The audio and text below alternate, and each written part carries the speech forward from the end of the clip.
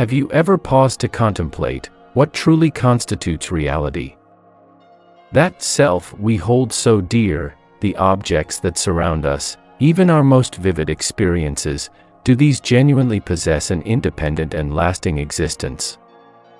The Dharma, through its profound wisdom, compassionately unveils the veil of ignorance, pointing out that all phenomena are, in their very essence, empty of inherent existence. This may initially sound unfamiliar, perhaps even challenging to believe, wouldn't you agree? Yet, it is precisely this understanding of emptiness that serves as the very wellspring of authentic liberation and lasting happiness. Let us, therefore, together embark on this intellectual and spiritual journey.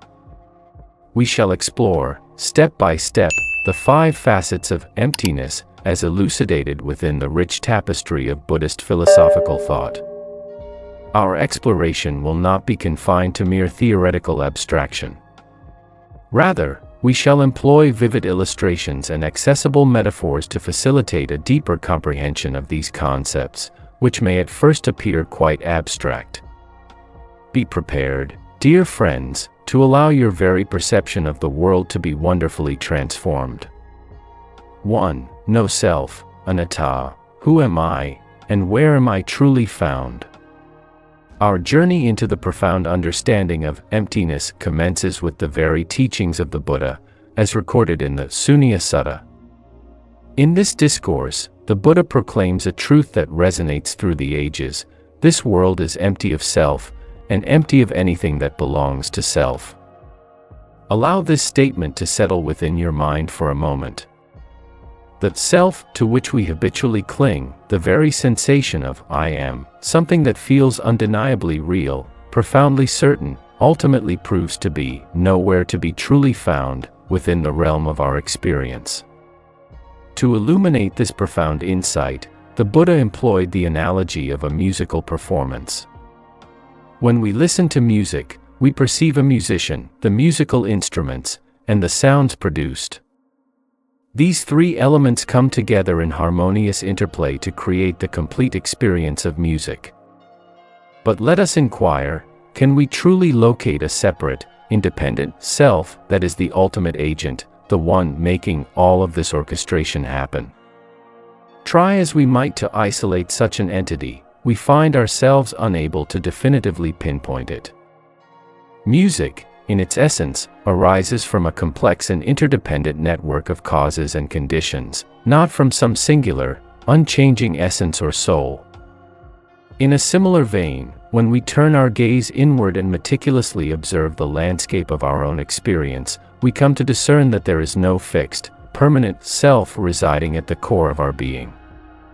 Our thoughts, our emotions, our sensory perceptions, these are in a constant state of flux, continuously arising and passing away in response to a multitude of ever-changing conditions.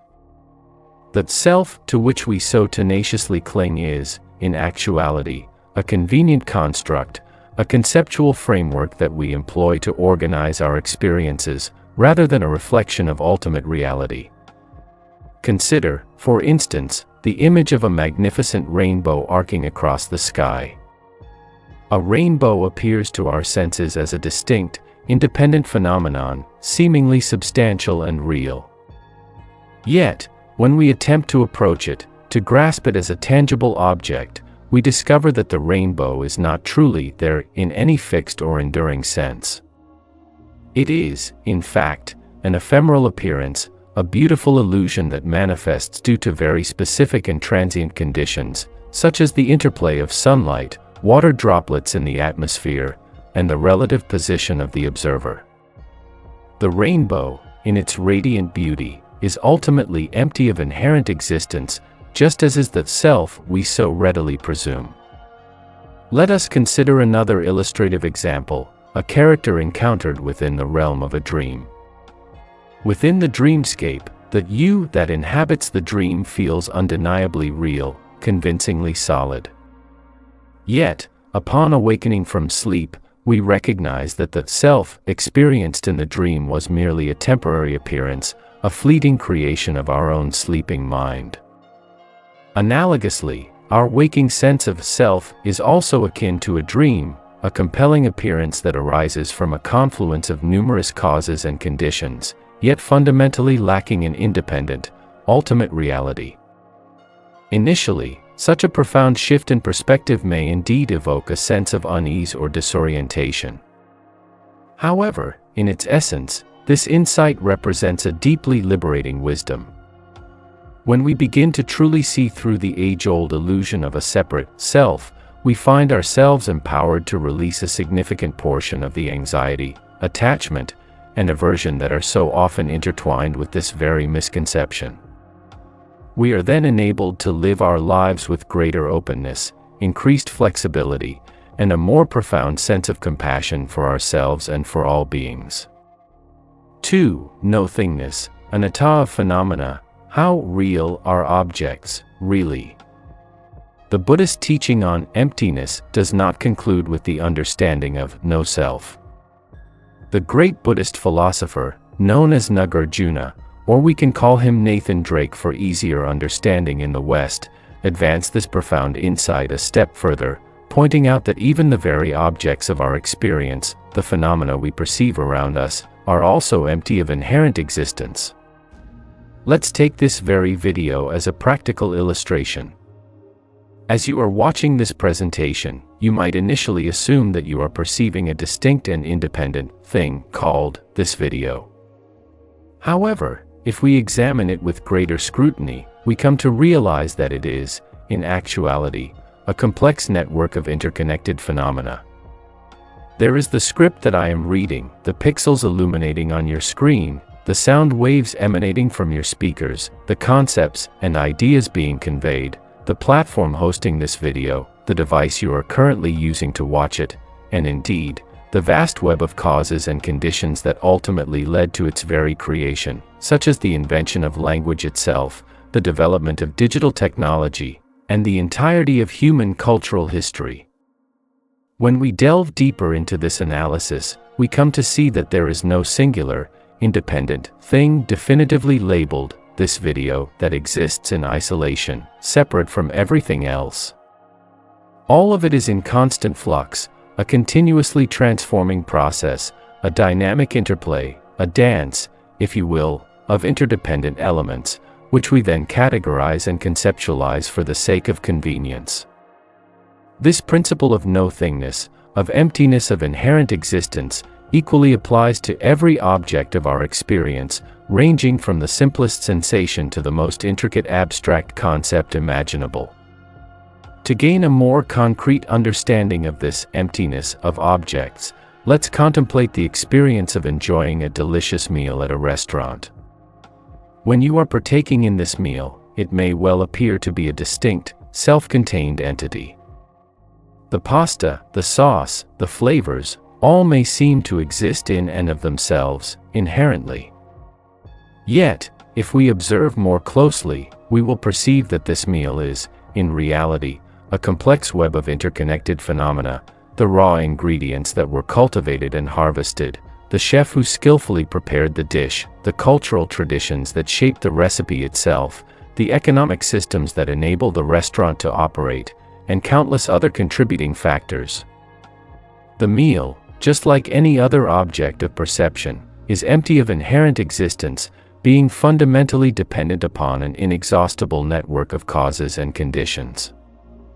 This understanding might initially feel somewhat abstract, yet it holds profound implications for how we relate to the world around us.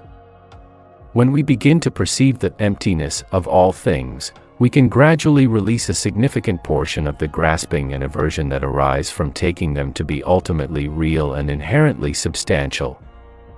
We can cultivate a deeper appreciation for the fluid, interconnected nature of reality and discover a sense of tranquility and equanimity amidst the ever-flowing currents of change. 3. Non-duality of subject and object, the seer and the seen, truly separate. Up to this point, we have explored how both the subject, the experiencer, and the object, the experienced, are empty of inherent existence. However, the Yogacara school of Buddhist philosophy propounds an even more nuanced perspective, asserting that even the very distinction we draw between subject and object is, itself, ultimately an illusion. Let's consider the simple experience of perceiving the color red. In our conventional way of thinking, we tend to assume there is a separate you who is perceiving an independent redness out there. However, the Yogacara school argues that this dualistic framework of experience is fundamentally mistaken. In actuality, the redness and the seeing of redness are completely interdependent, arising together as a single, seamless experience. It is akin to the two sides of a single coin.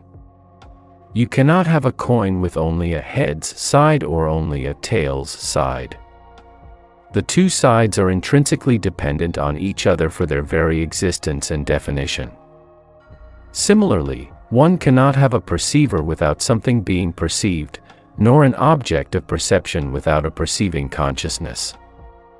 The two are mutually conditioning, co-arising in a single, indivisible moment of experience. To further illustrate this non-duality of subject and object, imagine yourself taking a leisurely stroll through a beautiful forest.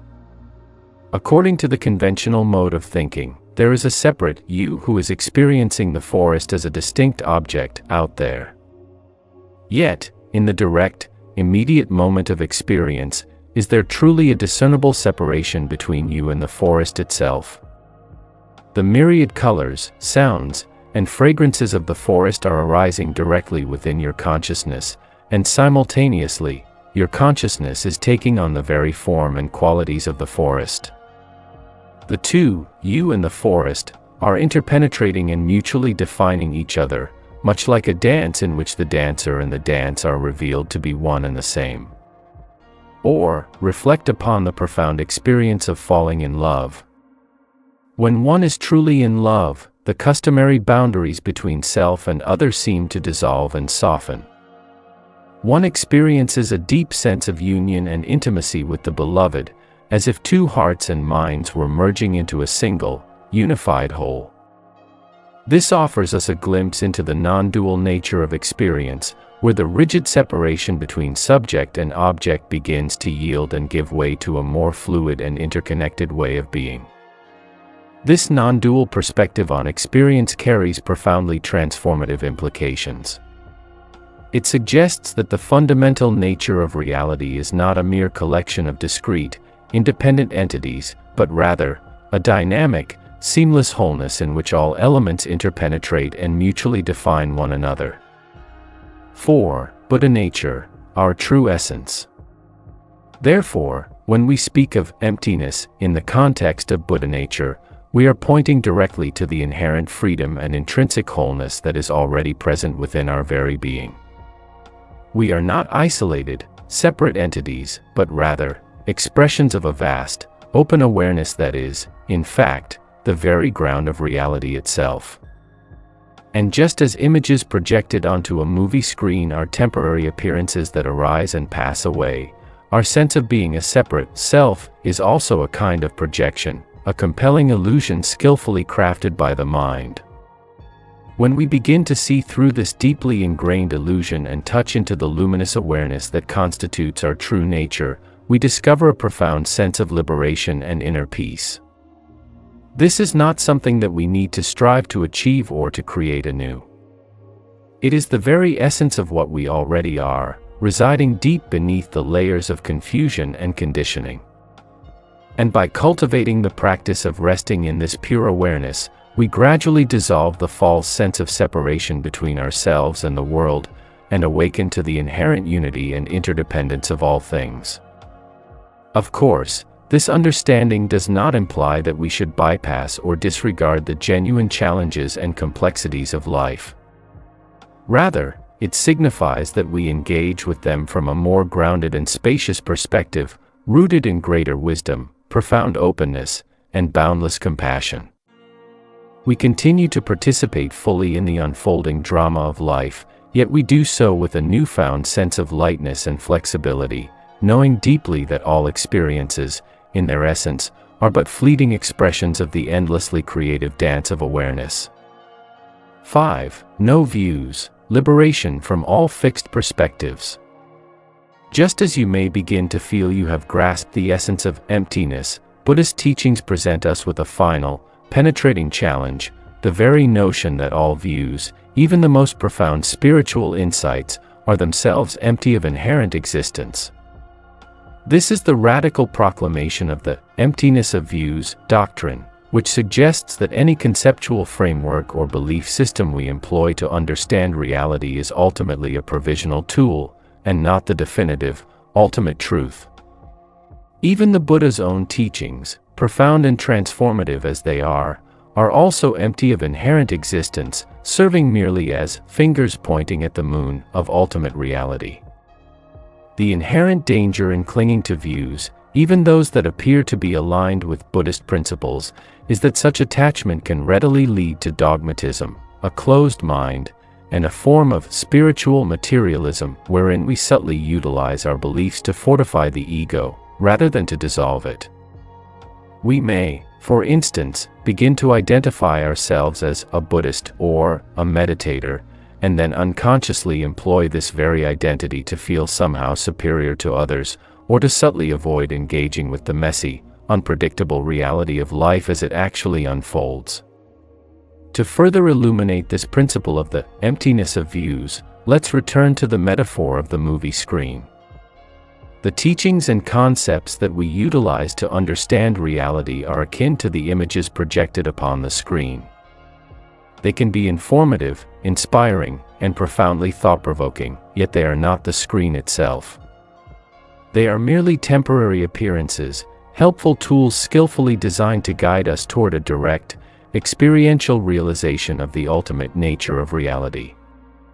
Just as we would wisely avoid mistaking a map for the actual territory it represents, so too must we exercise discernment and caution, lest we inadvertently mistake our views and beliefs for reality itself. Even the most sublime spiritual teachings, in the final analysis, are empty of inherent existence, simply fingers pointing at the moon of truth. Initially, this profound insight may indeed feel somewhat disorienting, as if the rug is being gently pulled out from beneath all of our cherished beliefs and long-held assumptions. However, the emptiness of views is, in actuality, a deeply liberating teaching, one that sets us free from the subtle tyranny of dogma and fixed ideas. When we authentically recognize that all views are, in their essence, empty, we are then empowered to engage with them in a more flexible and playful manner, utilizing them as skillful tools for awakening, rather than rigid positions to be defended at all costs. We can cultivate a genuine appreciation for the relative truth inherent within diverse perspectives, without becoming rigidly trapped or confined within any single viewpoint. And we can come to rest more easily in the inherent groundlessness of our own being, trusting in the innate wisdom and boundless compassion of our own Buddha nature to gracefully guide us through the multifaceted complexities of life. Ultimately, the principle of the emptiness of views gently directs us back to the inherent simplicity and immediacy of our own direct experience. It serves as a profound invitation to release our habitual reliance upon conceptual frameworks, and to cultivate a deep trust in the inherent intelligence of the present moment. And it reminds us, with unwavering clarity, that the ultimate truth is always right here, in the very midst of the ever-changing dance of appearances, patiently waiting for us to recognize it as our own true nature. We have traversed a considerable distance together in our present exploration, journeying through the 5 key facets of emptiness in Buddhist philosophy: no self, no-Thingness, the non-duality of subject and object, Buddha nature, and the emptiness of views. This is, admittedly, a substantial body of knowledge, and may initially feel quite mind-bending. However, it is my sincere hope that this exploration has offered you a taste of the profound implications of emptiness for our understanding of ourselves and the world in which we live. Emptiness, let us be clear, is not synonymous with nihilism or meaninglessness. Rather, it is about seeing through our limited, conditioned modes of perceiving reality, and awakening to the fluid, interconnected, and ultimately inconceivable nature of all phenomena. It is a transformative teaching that can fundamentally reshape our relationship to ourselves, to others, and to the world at large, opening up vast new possibilities for the flourishing of wisdom, compassion, and genuine freedom. However, I encourage you, dear friends, please do not simply take my words as definitive truth. The true power and transformative potential of these profound teachings lie in your own direct exploration of them, within the laboratory of your own lived experience. The Buddha himself lovingly encouraged us to be lamps unto ourselves, to thoroughly test the teachings, and to discern whether they genuinely hold up within the crucible of our own lives. Therefore, I offer you this sincere invitation: please take these ideas and actively put them into practice. Experiment with them in your own daily experiences, and observe what new insights and awakenings may begin to emerge. As we navigate the inevitable ups and downs of life, we can skillfully utilize these teachings as a reliable compass, gently guiding us back to the inherent spaciousness and luminous clarity of our true nature. When we find ourselves becoming caught up in the seeming solidity and compelling drama of our thoughts and emotions, we can mindfully remember the ephemeral rainbow and the ever-changing clouds, and allow them to naturally dissolve into the vast, open sky of awareness. When we experience feelings of isolation or disconnection, we can bring to mind the interconnectedness of the pasta dish and the interwoven elements of a musical performance, and deeply sense our profound interbeing with all things.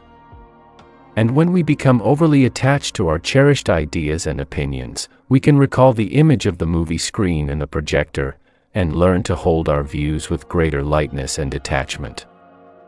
Ultimately, the teachings on emptiness serve as a gentle yet powerful invitation to release our limited, conditioned ways of seeing and being, and to gracefully relax into the vast, open, and luminous nature of reality itself. It is, in essence, a continuous journey of discovery and awakening that we are all undertaking together, a magnificent dance of wisdom and compassion that has no discernible beginning and no foreseeable end. Therefore, I encourage you to continue to explore, to continue to inquire, and to continue to open your heart and mind to the incredible mystery and breathtaking beauty of this precious life. And please remember, the very truth you are seeking is always right here, radiantly shining in the heart of your own awareness. It is not something distant or abstract, but rather, the very ground of your being, the source and substance of all that you experience.